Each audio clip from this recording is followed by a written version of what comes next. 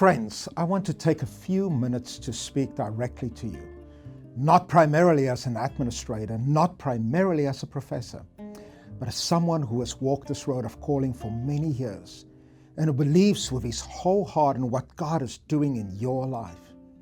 This is a word I feel compelled to share because I know that the journey of theological education and ministerial formation is not always easy. And faithfulness is not always celebrated the way it should be. So let me say it plainly at the outset. The Lord is with you, and He who has called you is faithful.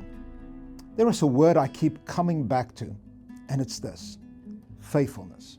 Not brilliance, not flawless performance, not a resume without gaps or a record without failures. Faithfulness. The Apostle Paul lays it out with striking simplicity in 1 Corinthians 4 verse 2. And he writes, "Moreover, it is required of stewards that they be found faithful." Not successful by every measurable standard, not applauded by every audience, not finished with every project ahead of schedule, but faithful, present, obedient, persevering, one step at a time, one day at a time, one semester at a time. You answered a call. That matters more than you might realize right now. The God who called you is not surprised by your struggles. He's not surprised by your questions or the long stretches where the path feels unclear or the work feels unrelenting. He knew all that before He spoke your name into this vocation. He saw every hard morning and every late night. He knew every moment of self-doubt you would face. And He called you anyway. Not because you are without weakness, but because His strength is made perfect in weakness. This is why the incarnation matters so deeply for your sense of calling.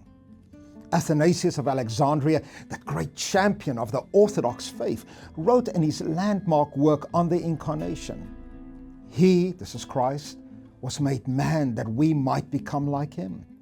Now hear what he means by that. Not that we become divinity, but that the eternal Son of God entered fully into our humanity, into our frailty, our finitude, our struggle, so that we might be lifted into genuine communion and participation in His life. The one who calls you did not call you from a safe distance.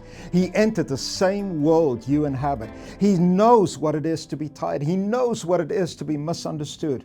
He knows what it is to press forward when the outcome is not yet visible. That is why the promise in Isaiah 40 resonates so powerfully. He gives power to the faint, and to him who has no might, He increases strength. Even youth shall faint and be weary, and young men shall fall exhausted, but they who wait on the Lord shall renew their strength. They shall mount up with wings like eagles. They shall run and not be weary. They shall walk and not faint. Do not miss the order of this passage. It is not the strong who soar. It is those who wait on the Lord. Faithfulness and patient trust are the posture that God honors. Your calling is not sustained by your own reserves. It is sustained by His inexhaustible supply. And hear this promise: it is not mine, it is God's, and it does not expire. Paul writes in Galatians 6 verse 9, and he declares, "Let us not grow weary in doing good. For in due season we will reap if we do not give up." The blessing is tied to perseverance. The harvest is inseparable from faithfulness. This is a covenant principle woven into the fabric of kingdom life. Those who remain faithful to their calling, these people discover, often in retrospect, that what felt like barren ground was being prepared all along for an abundant harvest.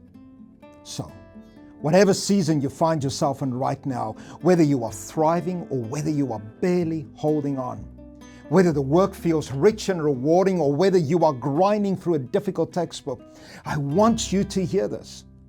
Your faithfulness to this call is not invisible. God sees it.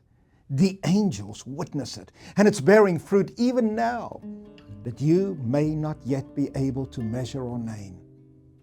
You said yes to His call because something stirred in you, a conviction, a hunger, a sense that God had something more for you and through you. This stirring was not accidental. That was the voice of the living God, and He does not call and then abandon.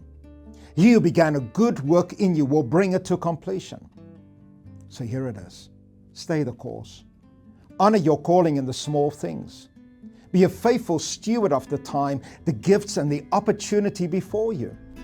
And trust that the God who called you is more committed to your fruitfulness than what you are. He can be trusted. He is faithful. You are called. You are equipped. And you're not alone. He is with you. And He will sustain and complete the good work He has started. We are so honored to walk this road alongside you. We pray for you daily. God bless you richly.